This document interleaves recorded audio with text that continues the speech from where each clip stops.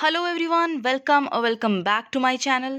Once again Pakistan में एक लहर उठ रही है जिसके चलते ये बोला जा रहा है कि पाकिस्तान के फिर से दो टुकड़े होने वाले हैं।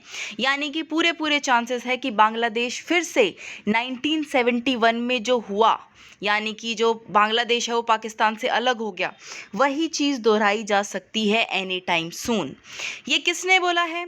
पाकिस्तान के ही एमपी ने बोला है, जो कि बलूचिस्तान रीजन को बिलोंग करते हैं।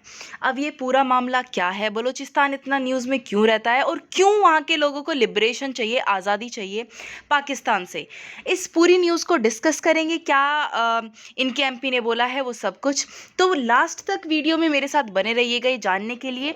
बाकी उसके पहले प्लीज़ वीडियो को लाइक एंड शेयर कर दीजिए और मेरे चैनल को सब्सक्राइब कर दो ताकि फ्यूचर में जो भी वीडियोस मैं डालूँ उनका नोटिफिकेशन आपको टाइमली मिल जाए। सो स्टार्ट करते हैं अपनी न्यूज़ को। देखिए, पाक के जो मेंबर ऑफ पार्लियामेंट है, नाम क्या है इनका? फजल उर रहमान। इन्होंने बोला है कि अगर 7 डिस्ट्रिक्ट बलूचिस्तान की अनाउंस कर दे लिबरेशन, यानी कि करने वाली है 5 से 7 डिस्ट्रिक्ट अपनी आज़ादी को अनाउंस करने वाली है पाकिस्तान में। उन्होंने बोला कि जो इंडो पाकिस्तान वॉर हुआ था ना 1971, जिसकी वजह से बांग्लादेश को लिबरेशन मिला था, आज़ादी मिली थी, वो अलग देश बन गया था। सिमिलर काइंड ऑफ सिचुएशन दोबारा पाकिस्तान में होना तय है।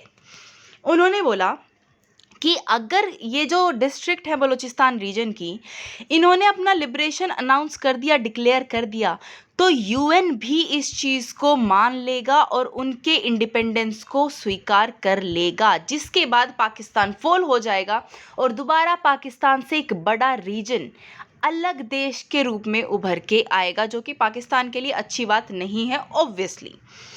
उनके रिमार्क्स क्यों आए? क्योंकि देखो, बलूचिस्तान में वैसे भी बहुत ज़्यादा अनस्टेबिलिटी चलती रहती है, ठीक है। नवंबर से एक तो उनके बीच में शिया और सुन्नी की लड़ाई चलती रहती है। एक और उनके बीच में लड़ाई हुई थी नवंबर में, जिसके बाद से अभी तक 150 लोगों को मारा जा चुका है। बलूचिस्तान में किलिंग्स होना, बलूचिस्तान में लोगों का मिसिंग हो जाना इज़ वेरी कॉमन, जिसकी वजह से बहुत ज़्यादा प्रोटेस्ट उभरते रहते हैं। अब ये वाइसा वर्सा चलता है, प्रोटेस्ट है, वहाँ की जनता वहाँ की गवर्नमेंट से असंतुष्ट है, उसकी वजह से किलिंग्स होती हैं, मर्डर्स होते हैं, मिसिंग जाते हैं लोग, और ये जब चीज़ें, ये इंसिडेंट होते हैं, उसकी वजह से फिर से प्रोटेस्ट होते हैं।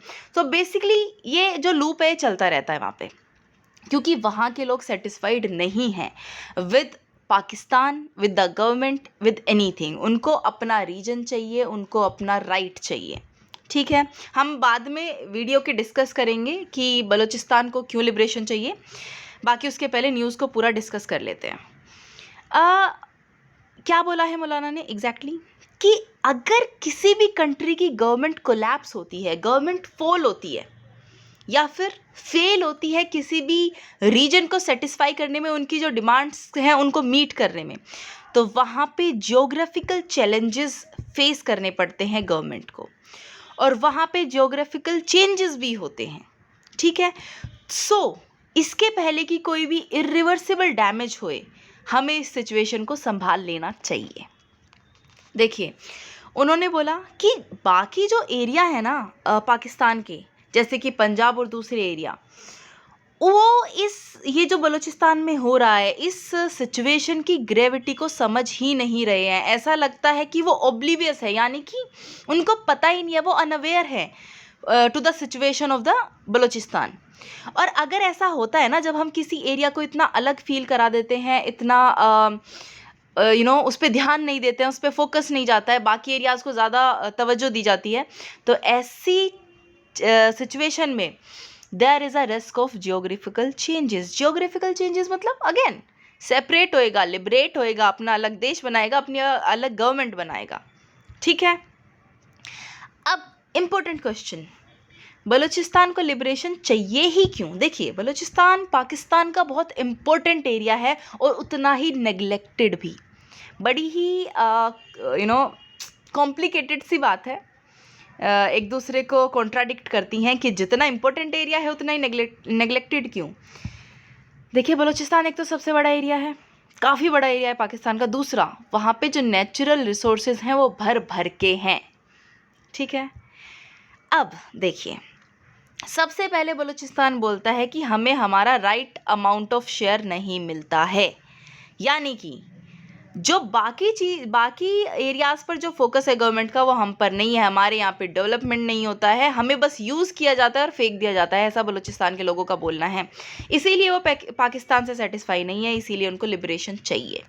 दूसरा रीज़न देखिए, मैं आपको बता दूं, वैसे ये बहुत बड़ी हिस्ट्री है और इस पर एक अलग से वीडियो होना चाहिए। अगर आपको चाहिए बलूचिस्तान के बारे में एक अलग से डेडिकेटेड वीडियो की स्टार्टिंग कहाँ से हुई थी, इन सब जो इनस्टेबिलिटी जैसी सिचुएशन है इसकी, और बलूचिस्तान के लोग क्यों सेटिस्फाई नहीं है पाकिस्तान से, वो मैं अलग बना दूंगी। अगर आपको चाहिए तो कमेंट सेक्शन में लिख दीजिएगा। बाकी एक टाइम पे बलूचिस्तान का जो रीजन है वो एक प्राउड सोवरेन स्टेट हुआ करता था, और अब क्या है, मोस्ट नेग्लेक्टेड और पॉवर्टी रिडन प्रोविंस है पाकिस्तान का।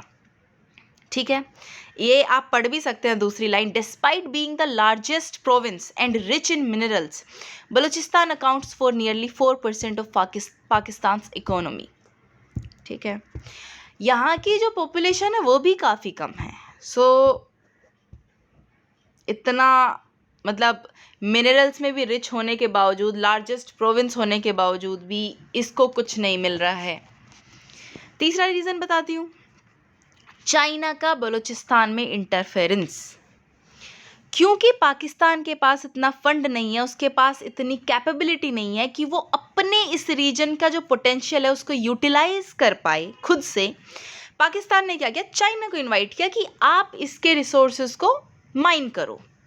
ठीक है, लेकिन ये बात बलूचिस्तान के लोगों को बिल्कुल पसंद नहीं आई, जिसकी वजह से टेंशन्स और बढ़ गई रीजन में।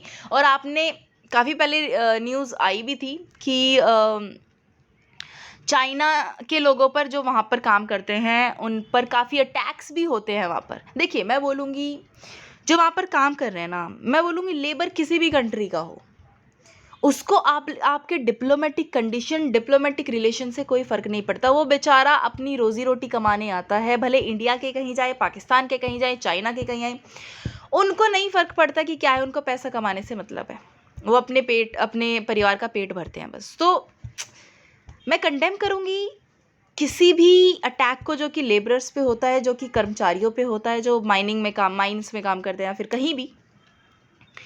बट हाँ, क्योंकि बलूचिस्तान के लोग काफ़ी ज़्यादा गुस्सा हैं पाकिस्तान से और चाइना और उनके रिलेशन से भी, तो इसलिए चाइनीज़ जो वर्कर्स वहाँ पे काम करते हैं उन पर भी काफ़ी बारी अटैक देखने को मिला है।